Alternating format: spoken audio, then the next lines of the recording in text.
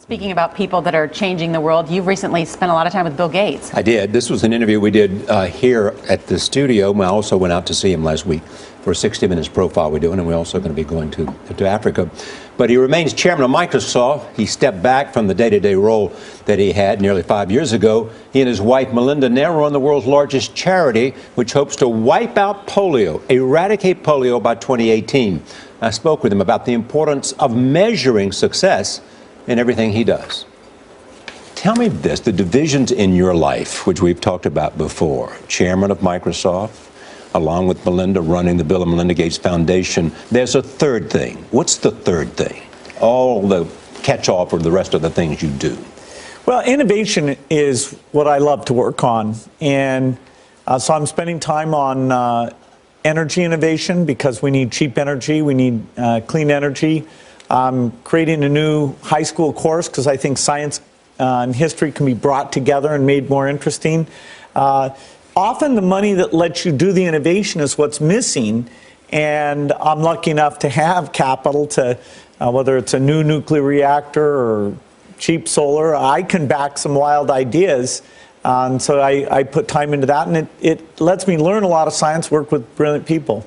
I have in my hands the Bill and Melinda Gates, the annual letter from you, from the foundation. What's interesting here, the theme of this is measurement. And you say that's crucial to have a goal and to be able to measure how well you're doing if you're going to reach the goal.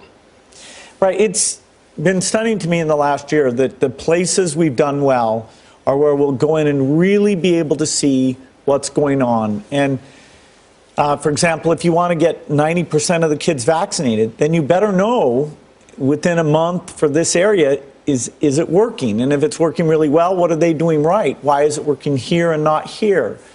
And the tools that let us measure, sensors, satellites, surveying people on cell phones are much better. But the idea of really bringing that to help the poorest, I'm stunned that that kind of thinking, systems feedback thinking, is so rare.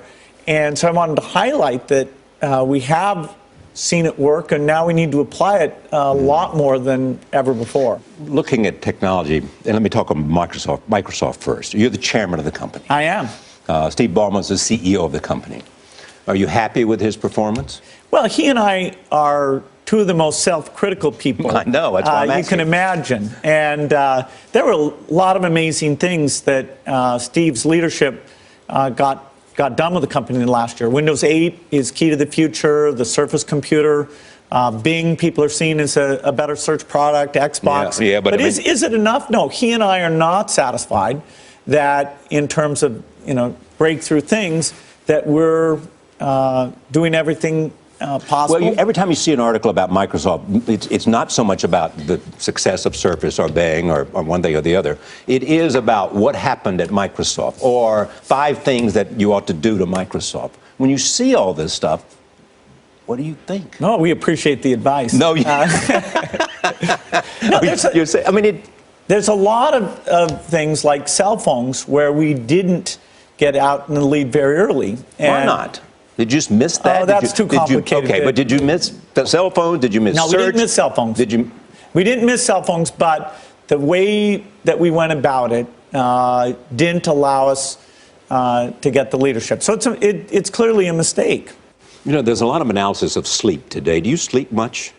Yes, I wish I was like these people who could sleep only 4 hours. Yeah. If I get less than 7 hours, my IQ starts to drop. And I find that very disconcerting. I'm a night person, so I get very excited about something that's going wrong or right, and I sit there and write at night. I find it hard to go to bed. So I get squeezed. If I have a morning appointment, if you stay up till 2 in the morning, then you start to fall behind. Paul Allen was in, I think, New Mexico, and then you were at Harvard, and you guys concluded that this train was leaving the station, and you better get on it. You wrote at that time a kind of mission statement, which was a computer in whatever it was. What was it? Computer on every desk and in every home. In every home. What's the mission statement for Bill Gates today? Well, if you want a broad one, which is the foundation's driving value. It's that all lives have equal value. Right. And so you say, why do poor children die when other children don't?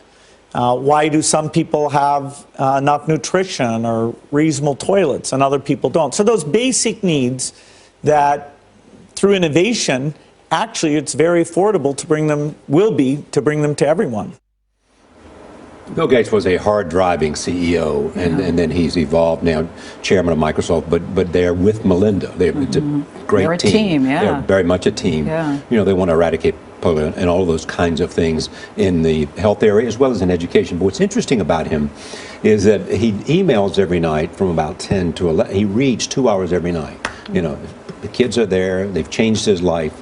But at some point, he goes and he emails for an hour and a half or two, and then he reads for 2 hours. But reading, this is a guy whose reading has done everything for him. I mean, he's obsessed by reading. And gets his sleep. And even though he's not doing the day-to-day of the company, he's still very involved and still very busy. It's amazing the work Reads that he about does. everything, too. Great interview.